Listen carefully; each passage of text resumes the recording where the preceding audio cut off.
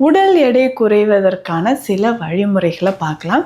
முக்கியமாக சர்க்கரை நோயாளிகள் நிறைய பேருக்கு உடல் பருமன் அதிகமாக நம்ம உடல்ல இருக்கக்கூடிய கொலஸ்ட்ரால் கொலஸ்ட்ரால் லெவல் அதிகமாகும்போது உடல் எடையும் நமக்கு வெயிட் இதிலேயே தாங்க நிற்குது. அதுவும் முக்கியமாக நிறைய பேர் பெண்களுக்கு இந்த சைல்ட் பர்த் முடிஞ்சதுக்கப்புறம் செகண்ட் டெலிவரி முடிஞ்சு எனக்கு வெயிட் கெயின் ஆகிற காலகட்டத்தில் நிறைய பேருக்கு இதய குழாய்களில் இரத்த குழாய்களில் அடைப்பு இருக்கிறது நம்ம பார்க்குறோம். அப்போ ஒபீஸா உடல் பருமன் அதிகமாக இருந்தீங்கன்னா கண்டிப்பாக இந்த மாதிரியான பிரச்சனைகள் ஏற்பட வாய்ப்புகள் இருக்கு.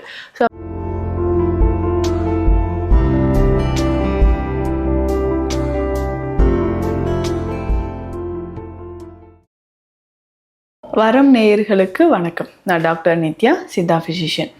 உடல் எடை குறைவதற்கான சில வழிமுறைகளை பார்க்கலாம். முக்கியமாக சர்க்கரை நோயாளிகள் நிறைய பேருக்கு உடல் பருமன் அதிகமாக இருக்கும். அடுத்ததாக நம்ம உடலில் இருக்கக்கூடிய கொலஸ்ட்ரால் லெவல் அதிகமாகும்போது உடல் எடையும் நமக்கு அதிகரிக்குது.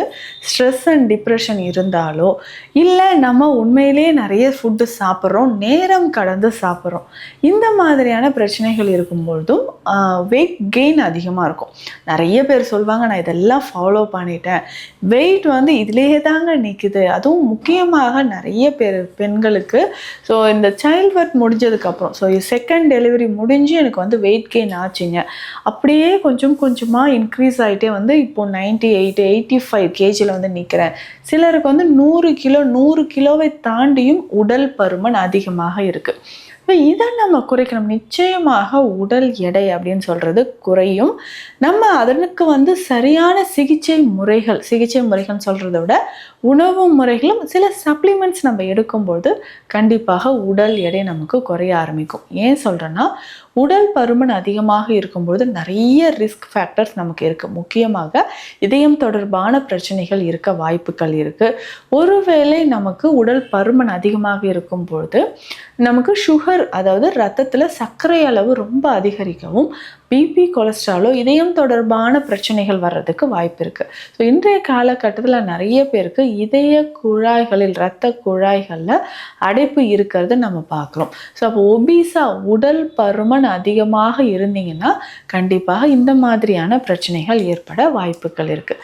அப்போது உடல் எடையை நார்மலாக நம்ம குறைச்சிட்டு வரும்பொழுது இந்த மாதிரி நமக்கு இதயம் தொடர்பான பிரச்சனைகளோ இல்லை ஸ்ட்ரோக் மாதிரியான பிரச்சனைகளோ மூட்டுக்களில் வலி ஏற்படுற பிரச்சனைகளோ நமக்கு வராமல் இருக்கும்.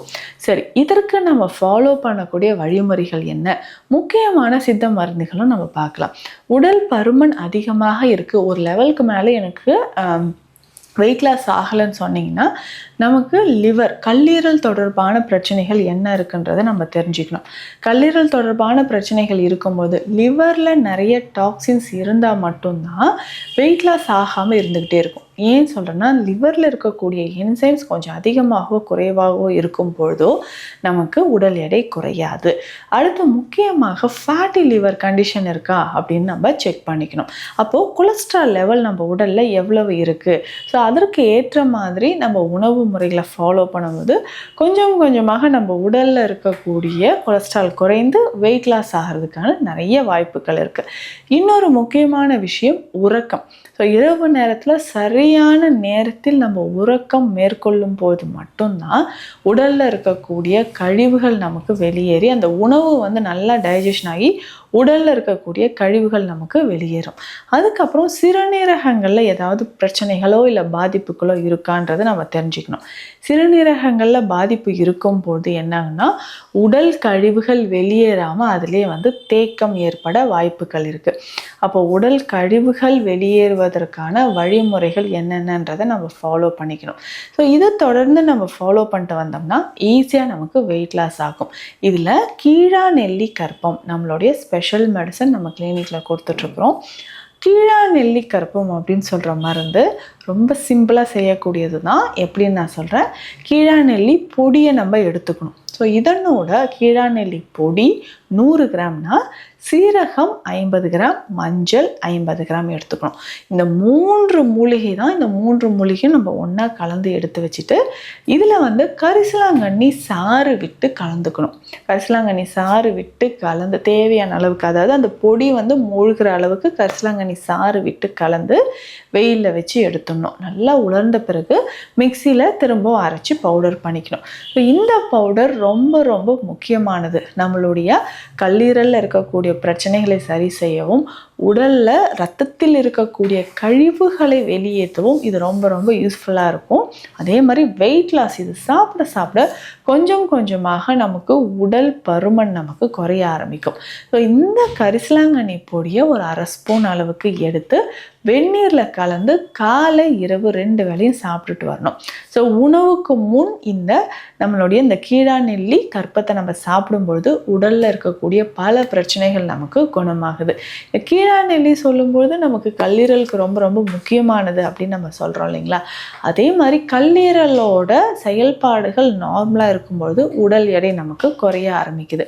ஸோ இந்த கீழாநெல்லினாவே பொதுவாக நமக்கு கல்லீரல் தொடர்பான பிரச்சனைகளுக்கு தெரியும். ஆனால் வெயிட் லாஸ் ஆகிறதுக்கும் இந்த கீழாநெல்லி நமக்கு பயன்படுது. அதே மாதிரி தான் மஞ்சள், இதில் நம்ம சேர்த்துருக்குறோம் இல்லைங்களா? மஞ்சளுமே என்னன்னா நம்ம உடலில் இருக்கக்கூடிய பல பிரச்சனைகளை குணமாக்குவதற்கு மஞ்சள் மிக சிறந்த ஒரு மூலிகை.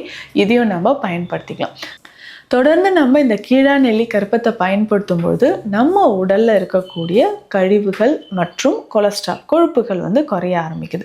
இதனோட நம்ம சாப்பிடக்கூடிய உணவுகள் அப்படின்னு பார்த்தோம்னா தினமும் காலையில் கொஞ்சம் பார்லி கஞ்சி குடிச்சிக்கலாம். கண்டிப்பாக இந்த பார்லி கஞ்சி நம்ம எப்படி ரெடி பண்ண போகிறோம் அப்படின்னா, 1/2 கிலோ அளவுக்கு பார்லி இருக்குன்னா அதில் 1/4 கிலோ அளவுக்கு கொள்ளு, 100 கிராம் அளவுக்கு சீரகம், 50 கிராம் ஓமம், இந்த ரேஷியோவில் நம்ம எடுத்து இந்த பொருட்களை எல்லாமே லேசாக வறுத்து பொடி பண்ணி எடுத்து வச்சுக்கணும். ஸோ இந்த பொடி ஒரு 2 ஸ்பூன் அளவுக்கு எடுத்து தண்ணீரில் போட்டு கலந்து கஞ்சி மாதிரி காய்ச்சிக்கணும். ஸோ தேவையான அளவுக்கு 2 ஸ்பூனோ இல்லை 3 ஸ்பூனோ.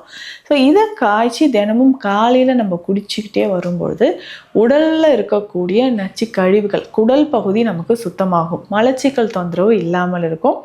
உடலில் இருக்கக்கூடிய கழிவுகள் வெளியேறும்போது நமக்கு என்ன ஆகும்னா, அடுத்தது உடலில் இருக்கக்கூடிய வெயிட் லாஸ் ஆகிறதுக்கு நமக்கு ரொம்ப ரொம்ப யூஸ்ஃபுல்லாக ஹெல்ப்ஃபுல்லாக இருக்கும் அப்படின்னு சொல்லலாம். ஸோ இந்த மாதிரியான உணவு முறைகளில் முக்கியமாக நம்மளுடைய காய்கறிகள் ஒரு நாளைக்கு குறைந்தது 400லேருந்து 500 கிராம் காய்கறியாவது சாப்பிடணும். இதில் உடல் எடை குறைவதற்கு அதிகமான நார்ச்சத்துக்கள் இருக்கக்கூடிய காய்கறிகளை நம்ம பயன்படுத்தணும். இரவு நேரத்தில் இந்த ஃப்ரூட்ஸ் மட்டுமே சாப்பிட்லாமா, இதனால் வெயிட் லாஸ் ஆகுமா நிறைய பேர் கேட்குறீங்க. ஸோ நீங்கள் சர்க்கரை நோயாளியாக இருக்கும் பட்சத்தில் இரவு நேரத்தில் இந்த நிறைய நம்ம ஃப்ரூட்ஸ் சாப்பிட்றத அவாய்ட் பண்ணிக்கணும். ஸோ இது மதிய நேரத்துலையோ இல்லை காலை வேலையிலையோ நம்ம ஃபாலோ பண்ணிக்கலாம். இரவு உணவு அப்படின்னு சொல்கிறது ரொம்ப சீக்கிரமாக நம்ம முடிச்சிடணும். ஒரு 8 or 8:30க்குள்ளே இரவு உணவை நம்ம முடிச்சிட்டோம்னா காலையில் ஈஸியாக நமக்கு டைஜஷன் ஆகிறதுக்கு ரொம்ப ரொம்ப யூஸ்ஃபுல்லாக இருக்கும். அதே மாதிரி வாரம் ஒரு முறை உடல் எடை எவ்வளோ இருக்குன்றதை கண்டிப்பாக செக் பண்ணி நோட் பண்ணிக்கிட்டே வரும்போது ஈஸியாக நமக்கு வெயிட் லாஸ் ஆகும். இதில் முக்கியமாக பார்த்தோம்னா உடற்பயிற்சின்றது ரொம்ப முக்கியம். தினமும் காலையில் 1 மணி நேரமாவது நம்ம நடைப்பயிற்சியை மேற்கொள்ளும்போது கொஞ்சம் கொஞ்சமாக நம்ம உடலில் இருக்கக்கூடிய எக்ஸ்ட்ரா கேலரிஸ் எல்லாமே எரிஞ்சு வெளியில் வர ஆரம்பிக்கும். இதனோடு சேர்ந்து சித்த மருத்துவத்தில் இருக்கக்கூடிய அருகன் கிழங்கு குடிநீர் அப்படின்ற மருந்தை நம்ம ஃபாலோ பண்ணிக்கணும்.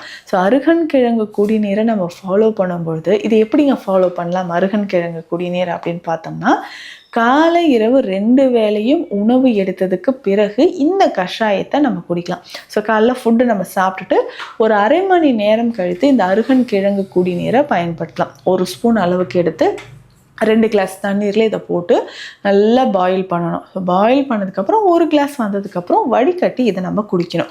ஸோ காலை இரவு 2 வேளையும் இந்த அருகன் கிழங்கு குடிநீரை நம்ம பயன்படுத்தும்பொழுது உடலில் இருக்கக்கூடிய கழிவுகள் வெளியேறும்.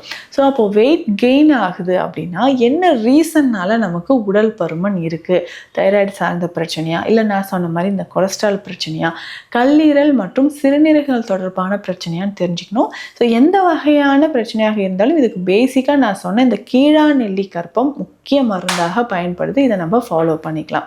ஸோ உடல் பருமன் அதிகமாக இருக்குது, ஸோ வெயிட் லாஸ் பண்ணணும், இதற்கான மருத்துவ ஆலோசனைகள் தேவைப்பட்டால் ஸ்க்ரீனில் இருக்கிற நம்பருக்கு கான்டாக்ட் பண்ணுங்கள். நன்றி.